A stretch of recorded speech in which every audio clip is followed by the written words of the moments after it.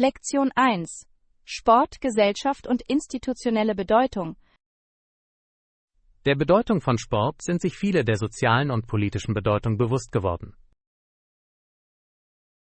Sportinstitutionen spiegeln häufig umfassendere gesellschaftliche Werte und Spannungen wider. Wie prägen Sportveranstaltungen die nationale Identität? Großveranstaltungen schaffen gemeinsame Narrative und ein kollektives Gedächtnis für die Bürger. Werden Sportler manchmal zu Symbolen, die über ihre Disziplin hinausgehen? Sportler können Widerstand, Stolz oder Forderungen nach Reformen in der Gesellschaft verkörpern. Werden politische Bewegungen Sport als Plattform für Sichtbarkeit nutzen? Proteste und symbolische Gesten bei Veranstaltungen erregen weltweite Aufmerksamkeit und Diskussionen. Sollten Sportverbände in politischen Kontroversen neutral bleiben? Neutralitätsansprüche werden angefochten, wenn es um Menschenrechte oder Gerechtigkeit geht. Können Boykotte von Veranstaltungen den politischen Wandel wirksam beeinflussen? Boykotte können die Behörden unter Druck setzen, aber auch Kosten für Sportler und lokale Gemeinschaften mit sich bringen. Gibt es häufig Kontroversen über Finanzierung und Stadionbau? Öffentliche Ausgaben für Einrichtungen werfen Fragen zu Prioritäten und Verdrängung auf. Sollten Gastgeber Spektakel mit langfristigen Vorteilen für die Gemeinschaft in Einklang bringen? Verantwortungsvolles Gastgeben muss alte Nutzungen und soziale Inklusivität von Anfang an einplanen. Provozieren Patenschaften umstrittener Unternehmen ethische Debatten? Unternehmensbeziehungen können die Legitimität untergraben und Forderungen nach Rechenschaftspflicht auslösen. Wird der Aktivismus von Sportlern die traditionellen Erwartungen an Sportlichkeit in Frage stellen? Aktivismus erweitert die Rolle von Sportlern als zivilgesellschaftliche Akteure und kann das Publikum polarisieren. Sind die Leitungsgremien in der Lage, über die politische Meinungsäußerung der Spieler zu entscheiden? Körper stehen bei der Überwachung der Meinungsäußerung im Sport vor rechtlichen und normativen Dilemmas. Sollten Fans die Leistung des Sportlers von seiner politischen Haltung trennen? Eine Trennung ist schwierig, da sich Sport und soziale Identität häufig in der Öffentlichkeit überschneiden. Wird die Mediengestaltung die öffentliche Wahrnehmung von Protesten bei Veranstaltungen beeinflussen? Medienerzählungen prägen, welche Stimmen verstärkt werden und welche Kontexte weggelassen werden. Sind Breitensportprogramme wichtig für den sozialen Zusammenhalt? Gemeinschaftssport fördert Inklusion, Gesundheit und interkulturellen Dialog auf lokaler Ebene. Sollten Chancengleichheit und Barrierefreiheit im Mittelpunkt der öffentlichen Sportpolitik stehen?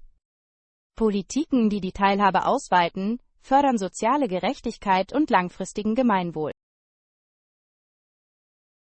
Können Investitionen in den Jugendsport soziale Marginalisierung verhindern?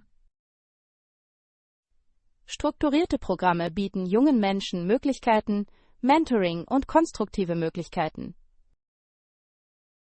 Verbergen Megasportereignisse manchmal tiefere Regierungsprobleme?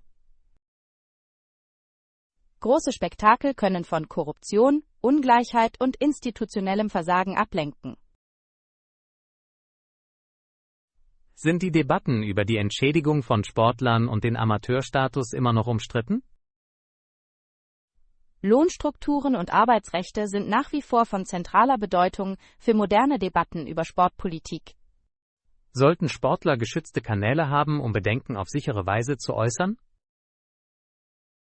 Sichere Berichterstattung und Repräsentation stärken die Leistungsfähigkeit der Athleten und verbessern die institutionelle Rechenschaftspflicht. Werden Technologien wie VAR oder Wearables die politische Ökonomie des Sports verändern? Technologie wirkt sich auf Fairness, Überwachung und kommerziellen Wert in Wettbewerbskontexten aus. Transformieren Geschlechter- und Inklusionspolitik traditionelle Sportinstitutionen? Politische Änderungen erhöhen die Beteiligung, führen aber auch zu umstrittenen Anpassungen und Gegenreaktionen. Sollten sich Sportverbände proaktiv mit Menschenrechtsrahmen auseinandersetzen? Die Angleichung an Menschenrechtsnormen stärkt die Legitimität und reduziert das Reputationsrisiko. Kann Kulturdiplomatie durch Sport die internationalen Beziehungen verbessern? Sportdiplomatie hat historisch gesehen Brücken gebaut, kann aber auch strategisch instrumentalisiert werden. Werden Klima- und Nachhaltigkeitsaspekte die Veranstaltungsplanung und das Gebäudedesign verändern? Nachhaltige Praktiken reduzieren die Umweltbelastung und entsprechen den globalen Erwartungen. Werden psychische Gesundheit und Wohlbefinden von Sportlern zu dringenden institutionellen Prioritäten? Wohlfahrtsinitiativen sind für eine humane Sportkultur und langfristige Leistungsfähigkeit von entscheidender Bedeutung. Sollten historische Ungerechtigkeiten im Zusammenhang mit Sport offen angesprochen werden? Anerkennung und wiedergutmachende Maßnahmen fördern Heilung und institutionelle Reformen. Werden Fanbewegungen die Regierungsführung durch organisierte Interessenvertretung beeinflussen? Organisierte Fans können Transparenz, ethische Führung und Vorteile für die Gemeinschaft fordern. Werden alte Versprechen oft verwendet, um riskante Angebote für internationale Veranstaltungen zu rechtfertigen? Versprechen müssen anhand realistischer, durchsetzbarer Pläne zur Schadensverhütung überprüft werden. Sollte die Aufklärung über die zivilgesellschaftlichen Implikationen des Sports Teil des Athletentrainings sein? Bürgerkompetenz versetzt Sportler in die Lage, verantwortungsbewusst und wirkungsvoll mit öffentlichen Rollen umzugehen. Werden die Kontroversen über Nationalität, Eignung und Migration weiterhin im Vordergrund stehen? Nationalitätenregeln überschneiden sich mit Migrationsmustern und lösen rechtliche und ethische Debatten aus. Verändern kommerzielle Imperative den Zeitplan und die Prioritäten des Sports? Kommerzieller Termindruck kann dem Wohlbefinden der Sportler und den traditionellen Rhythmen zuwiderlaufen. Sollten lokale Gemeinschaften ein Vetorecht gegen disruptive Infrastrukturprojekte haben? Die Zustimmung der Gemeinschaft reduziert den Schaden und verbessert die Legitimität von Entwicklungsprojekten. Wird Transparenz bei Ausschreibungen, Verträgen und Budgets das Korruptionsrisiko verringern? Transparente Verfahren verhindern Fehlverhalten und ermöglichen eine fundierte öffentliche Kontrolle. Sind Lehrvideos zum Thema Sportmanagement für ein bürgerliches Publikum nützlich? Klare, kontextbezogene Inhalte verbessern das öffentliche Verständnis und fördern eine konstruktive Debatte. Sollten Journalisten und Macher eine ausgewogene Berichterstattung über Sportkontroversen modellieren? Eine ausgewogene Berichterstattung informiert und widersteht gleichzeitig Sensationsgier und wahrt Nuancen. Werden Sportlergewerkschaften und Verbände in der zukünftigen Regierungsführung eine größere Rolle spielen? Die kollektive Repräsentation stärkt die Verhandlungsmacht und die institutionellen Kontrollen. Sind Vergleiche zwischen verschiedenen nationalen Sportmodellen aufschlussreich? Eine vergleichende Studie zeigt unterschiedliche Regierungsmodelle und mögliche Reformen. Sollten die Zuschauer ermutigt werden, darüber nachzudenken, wie Sport das lokale öffentliche Leben prägt? Reflexion verbindet globale Narrative mit lokalen Prioritäten und persönlichen bürgerschaftlichen Entscheidungen. Wird die Diskussion kontroverser Episoden den Lernenden helfen, überzeugende und kritische Sprache zu üben? Durch die Untersuchung von Kontroversen werden den Lernenden argumentatives Vokabular und staatsbürgerliches Denken vermittelt. Sollten Unterrichtspläne kurze Rollenspiele zu Verhandlungen zwischen Interessenträgern beinhalten? Rollenspiele simulieren echte Dilemmata und fördern pragmatische, formale Sprachkenntnisse. Wird die Zusammenfassung von Schlüsselbegriffen im Zusammenhang mit Sportpolitik das Verständnis erleichtern? Glossare mit Begriffen aus den Bereichen Unternehmensführung, Vermächtnis und Ethik unterstützen die Bindung von Lernenden. Sollten YouTuber Triggerwarnungen für sensible politische Inhalte hinzufügen? Warnungen bereiten die Zuschauer vor und sorgen für eine respektvolle Lernumgebung. Wird die Schnittstelle von Sport und Politik weiterhin für Trenddiskussionen sorgen? Die Verflechtung von Sport, Gesellschaft und Macht wird eine fruchtbare Quelle der öffentlichen Debatte bleiben. Ich werde ausgewogene Fallstudien vorstellen, die formale Debattensprache modellieren und die Lernenden ermutigen, sich mit der sozialen und politischen Bedeutung von Sportinstitutionen auseinanderzusetzen. Lektion 2: Slapstick, Lachen und kultureller Geschmack. Die Leute mögen Slapstick-Comedy. Dieser Stil basiert auf körperlichem Humor und übertriebenen Handlungen. Die Three Stooges sind klassische Beispiele für Slapstick. Ihre Routinen beinhalten Fallstricke, Ohrfeigen und schnelle körperliche Gags. Warum bringt Slapstick viele Menschen instinktiv zum Lachen? Körperliche Überraschung und Übertreibung lösen schnelle, viszerale Reaktionen aus. Überwindet Slapstick Sprachbarrieren leichter als Wortspiele? Körperlicher Humor kommuniziert oft ohne Worte und verbreitet sich weit zwischen den Kulturen. Ist Slapstick für manche Kritiker nur unterhaltende Unterhaltung? Kritiker tun es manchmal als grob ab. Andere argumentieren jedoch für sein Handwerk und seinen Zeitpunkt. Könnte diese Entlassung technische Fähigkeiten und Choreografie übersehen? Erfahrene Künstler vergehen wie im Nu, benutzen Requisiten und schützen sich gegenseitig, um eine sichere Illusion zu erzeugen. Beeinflusst das Erbe der Three Stooges die moderne physische Komödie? Zeitgenössische Komiker und Filme nehmen sich Timing, Eskalation und visuelle Gags von ihnen an. Gibt es Kontroversen über Gewalt im Slapstick, wenn sie Kindern gezeigt wird? Es gibt Bedenken hinsichtlich der Nachahmung und Normalisierung des Schlagens, auch im Scherz. Sollten die Ersteller von Inhalten, Kontext und Anleitung bei der Präsentation von Slapstick bereitstellen? Kontext- und altersgerechte Frames reduzieren das Risiko und ermöglichen eine modellsichere Interpretation. Kann Slapstick mit Satire kombiniert werden, um pointierte soziale Kommentare zu produzieren? Körperliche Komödien können Widersprüche unterstreichen und die satirische Wirkung effektiv steigern. Wird das Publikum jemals müde von klassischen Slapstick-Routinen?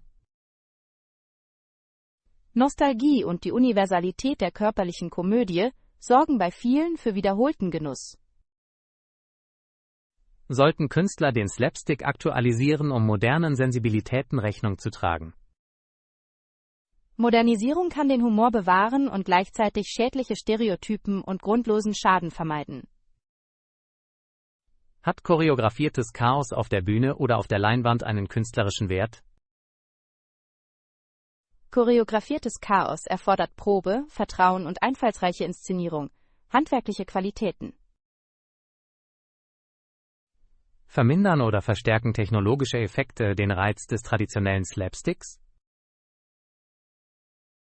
Effekte können das Spektakel verstärken, aber es besteht die Gefahr, dass die Intimität körperlicher Aktivität verloren geht.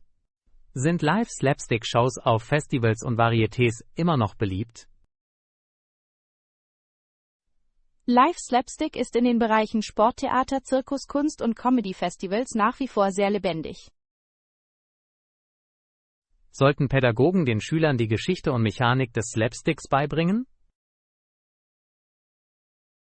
Das Studium der Geschichte und Mechanik vertieft die Wertschätzung und fördert verantwortungsvolles Handeln.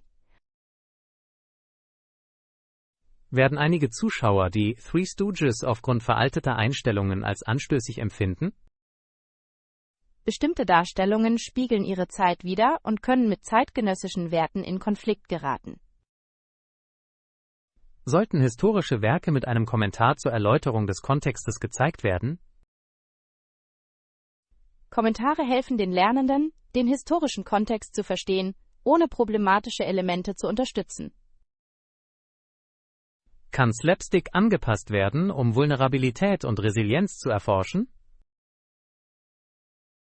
Körperlicher Humor kann, wenn er mit Bedacht eingesetzt wird, die Fragilität und Genesung des Menschen beleuchten. Welche Rolle spielen Einwilligungs- und Sicherheitsprotokolle bei der Inszenierung von Slapstick? Klare Sicherheitsmaßnahmen und gegenseitiges Einverständnis schützen Künstler und Publikum gleichermaßen. Werden die sozialen Medien das Interesse an kurzen Slapstick-Sketches wiederbeleben? Kurze, gut gemachte Clips passen auf soziale Plattformen und können viral werden, wenn sie das Timing und die Überraschung respektieren. Sollten YouTuber vermeiden, schädliche Nachahmungen durch Zuschauer zu fördern? Verantwortungsvolle Nachrichten und Haftungsausschlüsse raten von gefährlicher Nachahmung ab und leiten sichere Praktiken an. Gibt es kulturelle Unterschiede darin, welche körperlichen Handlungen als humorvoll angesehen werden? Kulturelle Normen prägen die Wahrnehmung dessen, was in der körperlichen Komödie lustig, akzeptabel oder tabu ist. Sollten internationale Künstler vor Tourneen lokale Tabus recherchieren? Die Forschung verhindert Fehltritte und zeigt Respekt vor den Sensibilitäten des Publikums. Verbessert eine Ausbildung im Sporttheater die Reichweite und Sicherheit eines Komikers? Das Training entwickelt Kontrolle, Stürze und Ausdrucksfähigkeit, die für einen effektiven Slapstick unerlässlich sind. Kann Slapstick Sprachlerner ansprechen, indem er Handlung mit einfacher Erzählung kombiniert? Visuelles Handeln gepaart mit einer klaren, kurzen Erzählung unterstützt das Erlernen und Festhalten von Vokabeln. Sollte der Unterricht eine höfliche Beschreibung und Kritik komödiantischer Szenen modellieren? Das Modellieren respektvoller Kritik lehrt die Lernenden, Inhalte sorgfältig zu diskutieren. Wird die Kontroverse über die Darstellung von Schmerz zum Lachen in der öffentlichen Debatte andauern? Die Debatten gehen weiter, und eine begründete Diskussion hilft dabei, schädliche Tropen von geschickter Komödie zu trennen. Sollte der Inhalt die Grenze zwischen spielerischer Fiktion und echtem Schaden verdeutlichen? Die Klarstellung dieser Grenze schützt die Zuschauer und respektiert das Wohlergehen der Künstler. Kann Slapstick inklusiv und für Künstler mit unterschiedlichen Fähigkeiten zugänglich sein? Adaptive Choreografie und Requisiten können physische Komödien inklusiv und innovativ machen. Wird die Kombination von Slapstick mit erzählerischer Tiefe ein breiteres Publikum ansprechen? Die Kombination von körperlichem Humor mit starken Handlungssträngen steigert das emotionale Engagement und den künstlerischen Wert. Sollten Schöpfer Vorgänger wie die Three Stooges anerkennen, wenn sie sich von ihnen inspirieren lassen? Die Anerkennung von Vorgängern würdigt die Abstammung und lehrt historische Wertschätzung. Werden kurze, formale Sätze den Lernenden helfen, komödiantischen Beschreibungen und Analysen zu folgen? Prägnante Sätze unterstützen das Verständnis und ermöglichen es den Lernenden, Sprachstrukturen nachzuahmen. Sollten die letzten Unterrichtsabschnitte sichere Aufwärm- und Falltechniken beinhalten? Das Vorführen von Aufwärmübungen und sicheren Techniken ist ein Vorbild für verantwortungsvolles Training für angehende Künstler. Wird eine respektvolle Diskussion über die Grenzen und Stärken von Slapstick den Inhalt glaubwürdiger machen? Ausgewogene Analysen schaffen Vertrauen und laden zum nachdenklichen Engagement der Zuschauer ein. Ich werde Slapstick mit historischem Kontext, Sicherheitshinweisen und einer klaren Sprache präsentieren, die sowohl Humor als auch kritische Reflexion lehrt. Lektion 3. Posten und Datenschutz auf sozialen Plattformen. Nein, habe ich nicht. Wo hast du es gepostet? Ich habe es auf mein Instagram-Profil hochgeladen. Es ist für Follower öffentlich. Hast du eine Bildunterschrift hinzugefügt, die den Kontext erklärt? Ich habe eine klare Bildunterschrift geschrieben und den Ort als Referenz markiert. Haben Sie die Zustimmung der in dem Beitrag vorgestellten Personen eingeholt? Ich bat um Erlaubnis und erhielt die mündliche Zustimmung von allen Beteiligten. Wirken sich die Kommentarrichtlinien auf die Diskussion unter dem Beitrag aus? Öffentliche Kommentare können zu Lob und Kritik führen, daher ist Mäßigung erforderlich. Sollten Sie Kommentarfilter aktivieren, um missbräuchliche Sprache zu entfernen? Das Filtern schützt die Community und sorgt für konstruktive Konversationen. Haben Sie persönliche Kontaktinformationen in den Beitrag aufgenommen? Ich habe persönliche Kontaktdaten vermieden, um Privatsphäre und Sicherheit zu gewährleisten. Wird die Sichtbarkeit des Beitrags neue Follower und Engagement anziehen? Öffentliche Beiträge erhöhen oft die Reichweite, aber sie laden auch zu einer umfassenderen Überprüfung ein. Sollten Sie vorsichtig sein, wenn es darum geht, genaue Standorte in Echtzeit preiszugeben? Die gemeinsame Nutzung von Standorten in Echtzeit kann die persönliche Sicherheit und das Eigentum gefährden. Hast du darüber nachgedacht, das Postpublikum nur auf enge Freunde einzustellen? Eingeschränkte Zielgruppen reduzieren die Bekanntheit und halten Inhalte in vertrauenswürdigen Kreisen. Priorisiert der Algorithmus der Plattform Ihren Beitrag auf der Grundlage des Engagements? Ein hohes frühes Engagement erhöht oft die Sichtbarkeit von Algorithmen für mehr Benutzer. Sollten Sie umgehend und höflich auf Kommentare und Fragen antworten?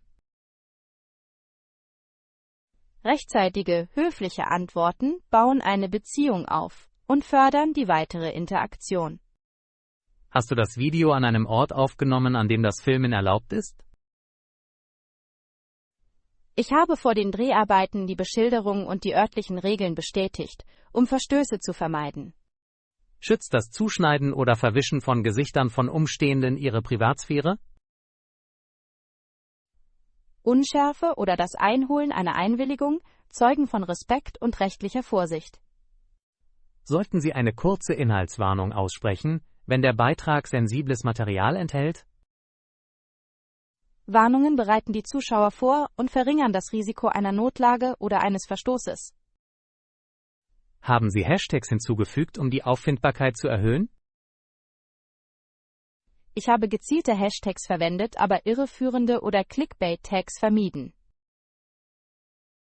Müssen Sponsoring oder bezahlte Werbung in der Bildunterschrift angegeben werden? Die Werberegeln schreiben aus Gründen der Transparenz eine klare Offenlegung gesponserter Inhalte vor. Sollten Sie Beiträge archivieren oder löschen, wenn jemand nach der Veröffentlichung Einwände erhebt? Respektvolles Verhandeln und Abhilfemaßnahmen, einschließlich einer Löschung, können angemessen sein. Haben Sie die Zwei-Faktor-Authentifizierung aktiviert, um Ihr Konto zu schützen? Ich habe die Zwei-Faktor-Authentifizierung aktiviert, um mich vor unbefugtem Zugriff zu schützen. Werden Analysen Aufschluss darüber geben, wer den Beitrag gesehen und mit ihm interagiert hat? Analysen zeigen demografische Daten und Interaktionsmuster, ohne persönliche Identitäten preiszugeben. Sollten Sie es vermeiden, private Gespräche oder persönliche Streitigkeiten öffentlich zu teilen? Die öffentliche Ausstrahlung privater Angelegenheiten kann zu Rufschädigungen und einer Eskalation des Konflikts führen. Haben Sie Mitarbeiter gewürdigt und die geistigen Eigentumsrechte respektiert? Ich habe Musiker und Fotografen genannt und die Genehmigung für urheberrechtlich geschütztes Material eingeholt. Erfordert das erneute Teilen auf anderen Plattformen neue Bildunterschriften und neuen Kontext? Durch die Anpassung der Untertitel an jede Plattform bleibt die Klarheit gewahrt und die Erwartungen der Zuschauer werden berücksichtigt. Sollten Sie die Richtlinien der Plattform-Community überprüfen, bevor Sie das nächste Mal posten? Die Vertrautheit mit den Richtlinien verhindert Verstöße und mögliche Kontosanktionen. Haben Sie Untertitel und kurze Bildunterschriften für Sprachlerner in Betracht gezogen? Untertitel und klare Bildunterschriften verbessern die Zugänglichkeit und fördern das Verständnis für die Zuschauer. Werden Sie Direktnachrichten moderieren, um private Bedenken zu behandeln, die in der Post aufgeworfen wurden? Das Moderieren von Nachrichten schützt die Privatsphäre und ermöglicht eine diskrete Lösung von Problemen. Sollten Sie im Streitfall Backups der Originaldateien aufbewahren? Backups dokumentieren die Herkunft und unterstützen die Beilegung von inhaltlichen Streitfällen. Haben Sie es vermieden, sensible Themen zu sensationalisieren, um Aufmerksamkeit zu erregen? Verantwortungsvolles Framing vermeidet Schaden und wahrt die Glaubwürdigkeit beim Publikum. Wirst du anschließend einen angehefteten Kommentar hinterlassen, um die Absicht oder die Korrekturen zu verdeutlichen? Eine angeheftete Klarstellung behandelt häufig gestellte Fragen und leitet die Interpretation des Betrachters. Sollten Sie einen respektvollen Diskurs fördern und zivile Antworten vorleben?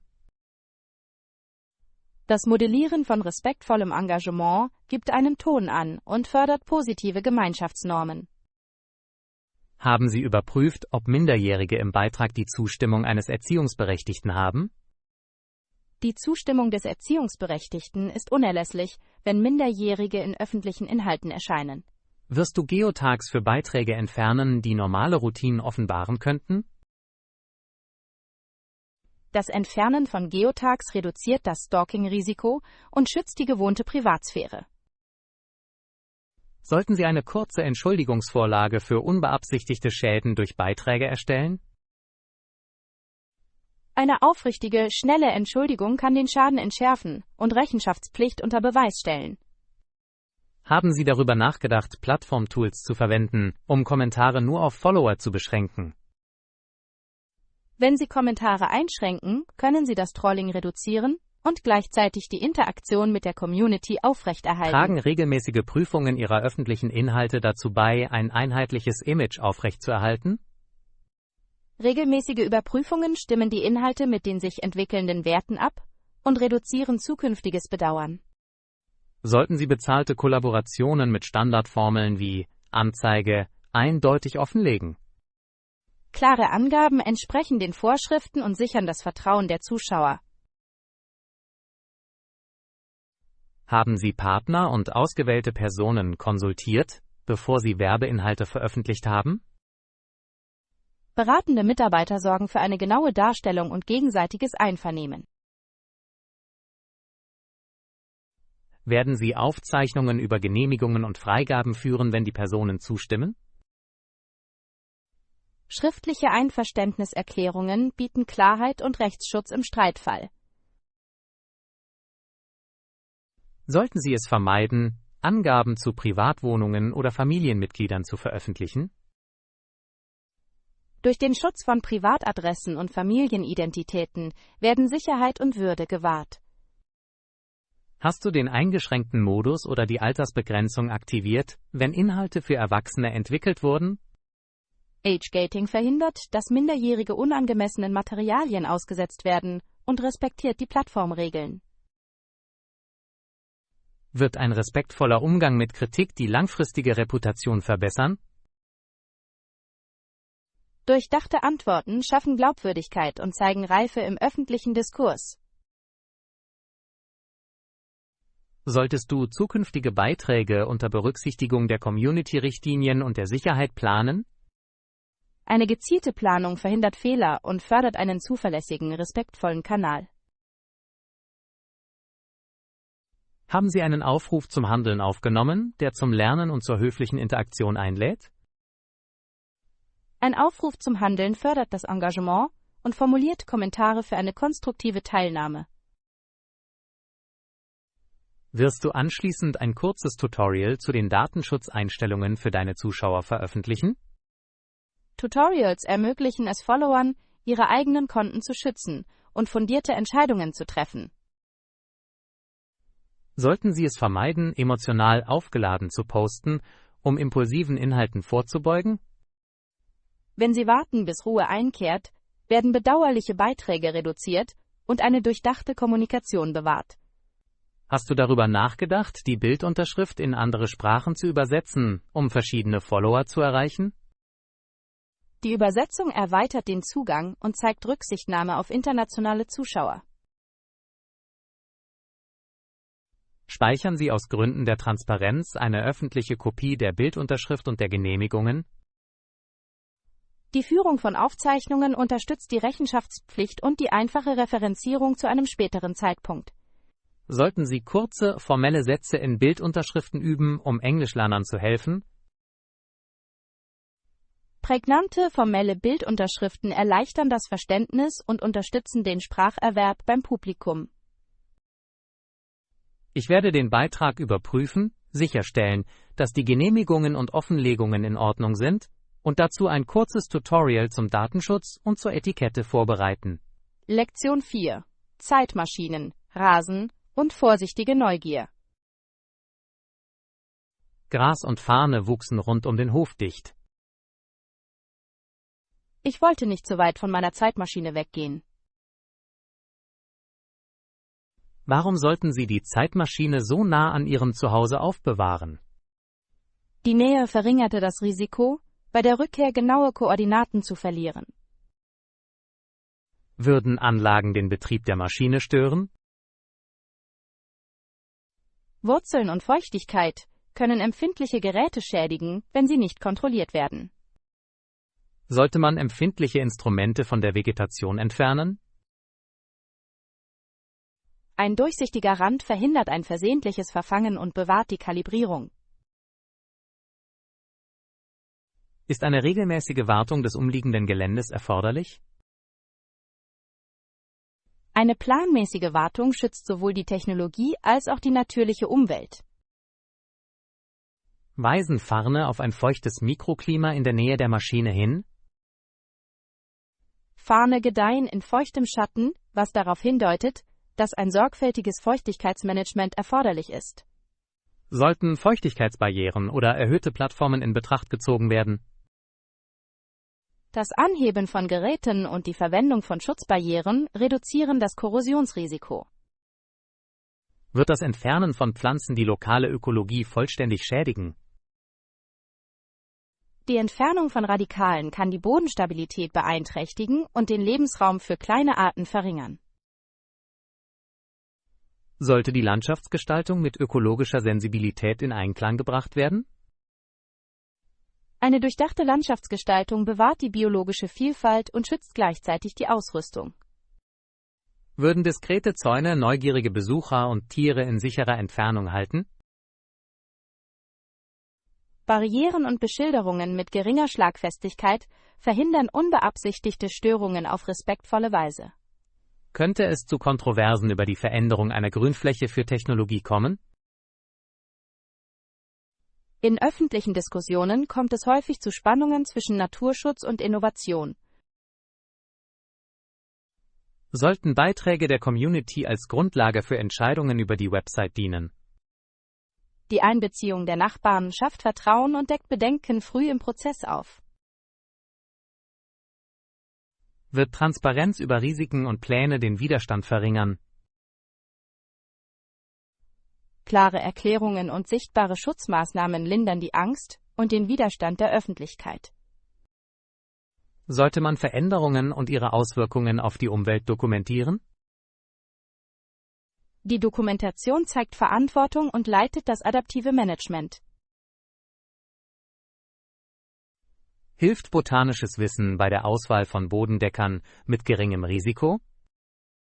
Die Wahl von Pflanzen mit flachen Wurzeln und niedriger Feuchtigkeit minimiert das Infrastrukturrisiko.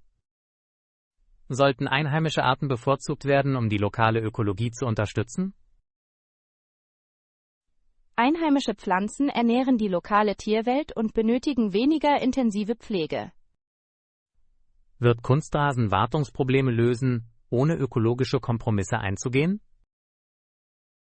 Künstliche Oberflächen reduzieren den Wartungsaufwand, können aber die Entwässerung und den Wärmehaushalt beeinträchtigen.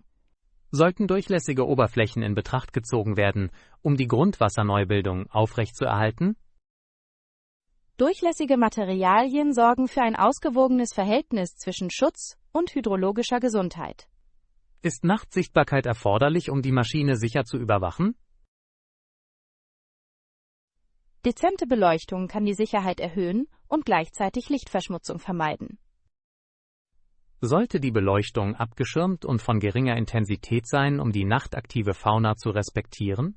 Wildtierfreundliche Beleuchtung reduziert die Störung der lokalen Artenmuster.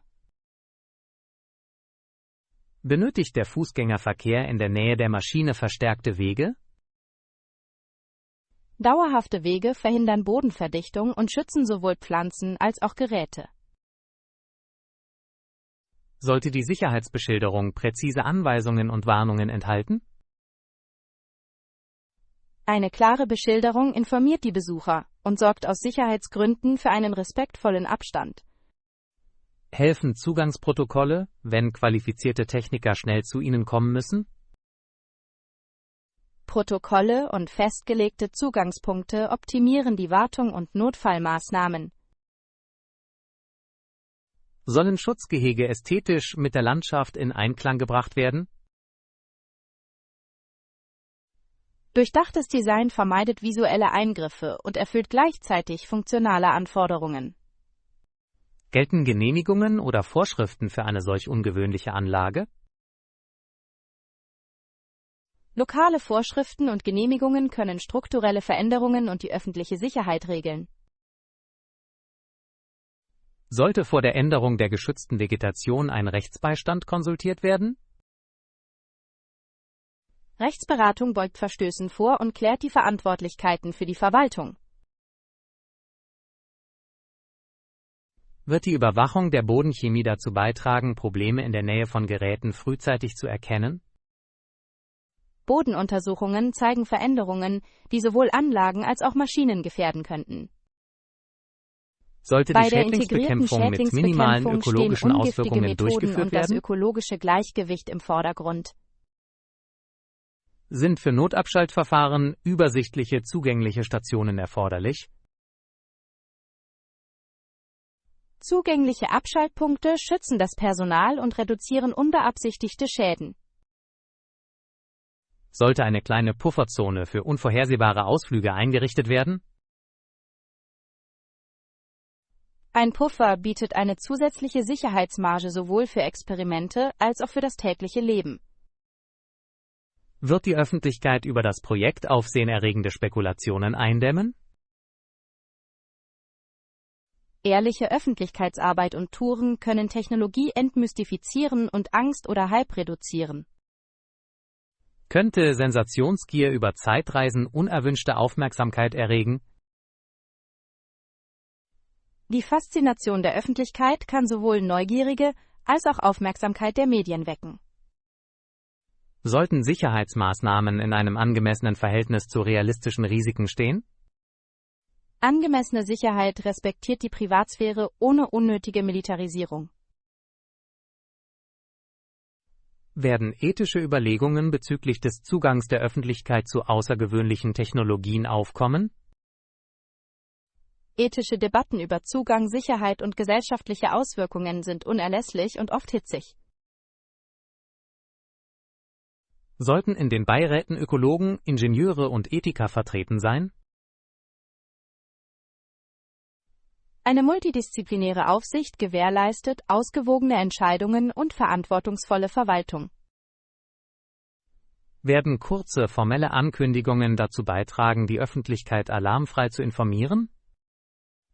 Ruhige, sachliche Botschaften reduzieren Panik und fördern informierte Diskussionen. Sollten Experimente in der Nähe von Lebensräumen strengen Umweltprotokollen folgen? Protokolle schützen Arten und wahren die Integrität von Wissenschaft und Natur. Werden Notfallpläne versehentliche Verschiebungen oder temporale Anomalien abdecken? Eine solide Notfallplanung berücksichtigt sowohl technische als auch öffentliche Sicherheitsszenarien.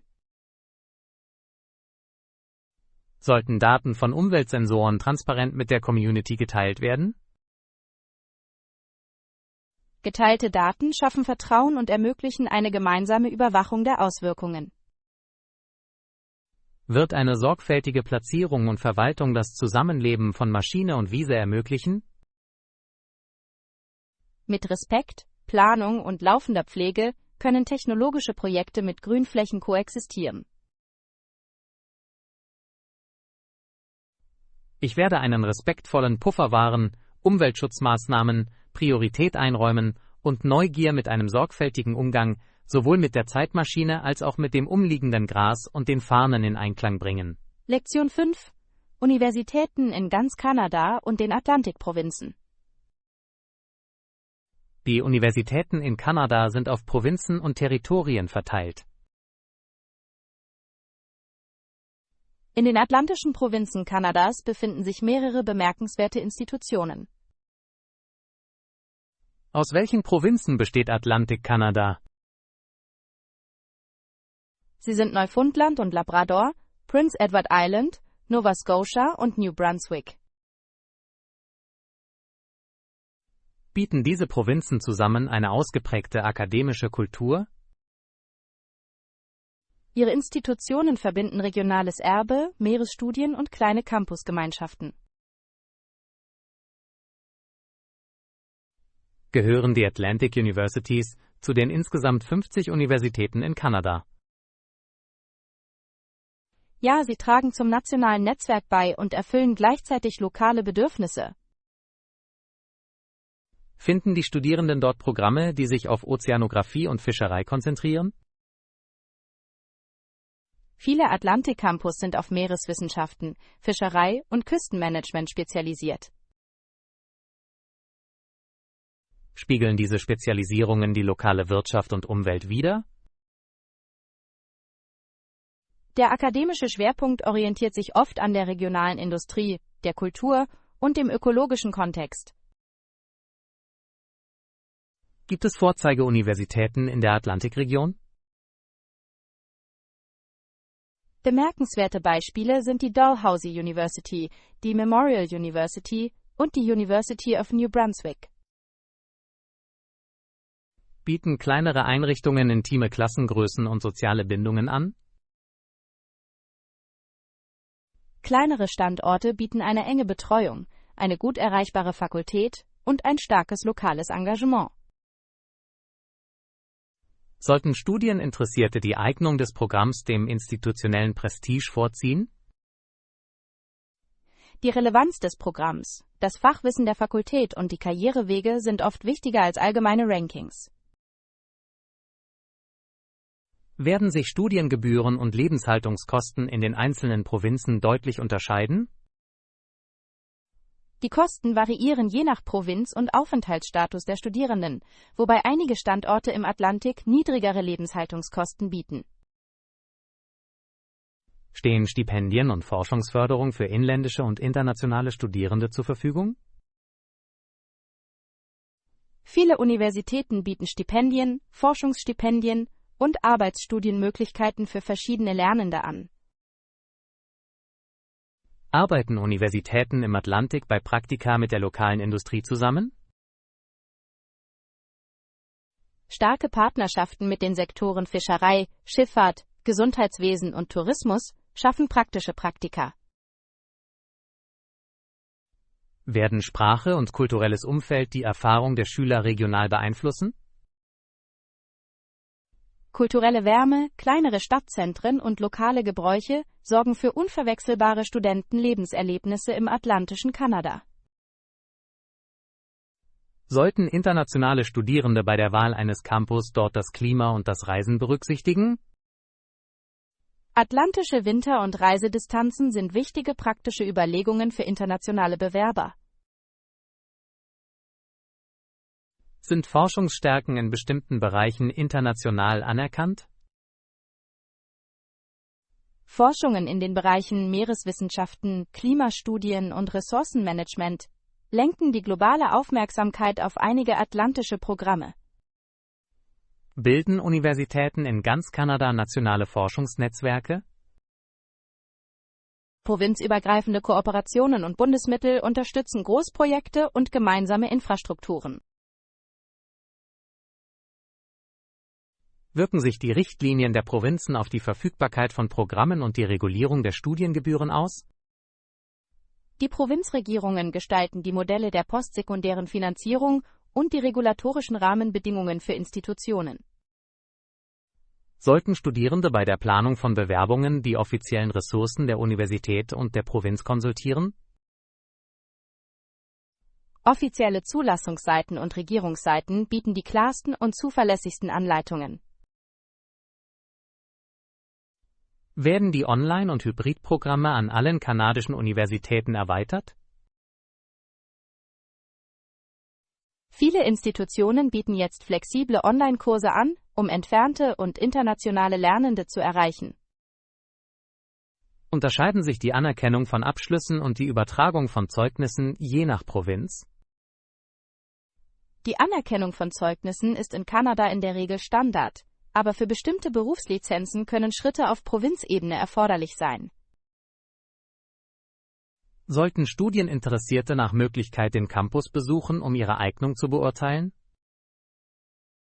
Besucher helfen dabei, die Einrichtungen, die Gemeinschaftsstimmung und die praktische Logistik für das tägliche Leben zu bewerten. Werden sich die Wohnmöglichkeiten auf dem Campus in Bezug auf Verfügbarkeit und Kosten an den Schulen im Atlantik unterscheiden? Wohnungsangebot und Preise variieren je nach Stadtgröße und saisonaler Studierendenzahl. Sind Unterstützungsdienste für Studierende wie Beratungs- und Karrierezentren allgemein verfügbar? Die meisten Universitäten bieten Dienstleistungen für Studierende an, um den akademischen Erfolg und das Wohlbefinden zu unterstützen. Sollten Lernende bei der Auswahl eines Programms Forschungsmöglichkeiten für Studenten in Betracht ziehen? Ein frühes Engagement in der Forschung stärkt die Fähigkeiten, die Aussichten für Hochschulabsolventen und die beruflichen Netzwerke. Werden kooperative Ausbildung und kooperative Praktika in bestimmten Disziplinen üblich sein? Koop-Programme integrieren Arbeitsbedingungen in das Studium und verbessern häufig die Beschäftigungsfähigkeit nach dem Abschluss. Bieten die Universitäten im Atlantik auch internationale Auslandsaufenthalte an? Austauschvereinbarungen ermöglichen wechselseitige Studienmöglichkeiten mit globalen Partnerinstitutionen. Sollten Studieninteressierte die Sprachanforderungen und die Unterstützung für Nichtmuttersprachler überprüfen? Anforderungen an die englische Sprache und Brückenprogramme können erforderlich sein und werden oft gut unterstützt. Sind Volkshochschulen und Fachhochschulen eine Alternative in der Region? Hochschulen bieten angewandte Ausbildung und Wege zur Universität im Rahmen von Artikulationsvereinbarungen an.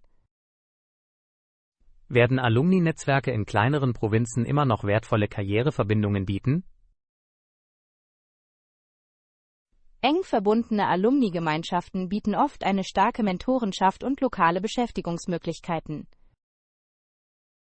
Sollten Bewerber Fakultätsprofile und aktuelle Veröffentlichungen recherchieren? Das Fachwissen der Fakultät und die aktive Forschung weisen auf die Vitalität und das Mentorenpotenzial des Programms hin. Tragen Universitäten durch Theater und öffentliche Vorlesungen zum regionalen Kulturleben bei?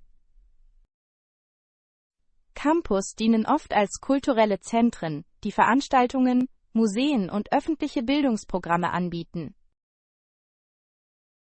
Werden Klimaforschung und Klimaanpassung ein wachsender Schwerpunkt der Küsteninstitutionen sein? Universitäten an der Küste legen zunehmend Wert auf Studien zur Klimaresilienz und zur Anpassung der Gemeinden. Sollten Studierende Möglichkeiten zur Ansiedlung nach Abschluss des Studiums in der Region in Betracht ziehen? Lokale Arbeitsmärkte und Einwanderungswege beeinflussen Entscheidungen und Aussichten nach dem Abschluss. Gibt es Graduierten- und Berufsprogramme in einer Vielzahl von Disziplinen? Atlantische Universitäten bieten unter anderem Hochschulabschlüsse in Jura, Medizin, Ingenieurwesen und Sozialwissenschaften an. Werden kollaborative interuniversitäre Programme die Möglichkeiten für Fachstudien erweitern? Gemeinsame Programme und Konsortien ermöglichen es den Studierenden, an verschiedenen Standorten auf ergänzende Stärken zuzugreifen. Sollten Lernende auf die Akkreditierung für professionelle Programme achten? Die Akkreditierung gewährleistet die berufliche Anerkennung und ist für Bereiche wie Krankenpflege und Technik von entscheidender Bedeutung. Bieten Kultur- und Geschichtswissenschaften im atlantischen Kontext einzigartige Forschungsthemen? Regionalgeschichte, Indigenenstudien und maritimes Erbe bieten reichhaltige akademische Forschungsgebiete. Wird das Studentenleben in kleineren Gemeinden eine tiefere Integration mit der lokalen Bevölkerung fördern? Kleine Gemeinschaftseinrichtungen erleichtern die Interaktion mit den Anwohnern und fördern das praktische Lernen und das bürgerschaftliche Engagement. Sollten Inhaltsersteller Vokabellisten und praktische Redewendungen für Hochschulbewerbungen bereitstellen? Zielgerichtetes Vokabular und Vorlagen helfen den Lernenden dabei, sich sicher in Bewerbungsformularen und Vorstellungsgesprächen zurechtzufinden. Sind Kontroversen über Finanzierung, regionale Gerechtigkeit und Programmkonsolidierung aktuelle Themen? Debatten über die Verteilung von Forschungsgeldern, Campusschließungen und den regionalen Zugang sind häufig und komplex. Wird eine ausgewogene Diskussion solcher Kontroversen den Lernenden helfen, kritisch zu denken und Debatten zu üben? Die Präsentation mehrerer Perspektiven hilft den Lernenden, eine nuancierte Sprache für den zivilen und akademischen Diskurs zu entwickeln. Sollten Studieninteressierte bei der Bewertung von Universitäten aktuelle Zeugenaussagen und offizielle Daten von Studierenden einholen? Die Kombination der Stimmen der Studierenden mit offiziellen Statistiken führt zu einem umfassenderen Verständnis des Campuslebens und der Ergebnisse. Ist der Besuch offizieller Hochschulrankings hilfreich, aber nicht entscheidend? Rankings bieten einen Standpunkt, sollten aber mit den Besonderheiten des Programms, der Eignung und den persönlichen Zielen abgewogen werden. Sollte die Lektion mit Übungsaufforderungen für Bewerbungsgespräche und Campusbeschreibungen enden? Übungsaufforderungen bereiten die Lernenden darauf vor, Optionen zu besprechen, relevante Fragen zu stellen und ihre akademischen Interessen klar darzulegen. Ich werde die wichtigsten Unterschiede zwischen den Institutionen im Atlantik zusammenfassen, praktisches Vokabular für Bewerbungen bereitstellen und eine ausgewogene Recherche und Reflexion fördern, bevor ich mich für eine Universität entscheide.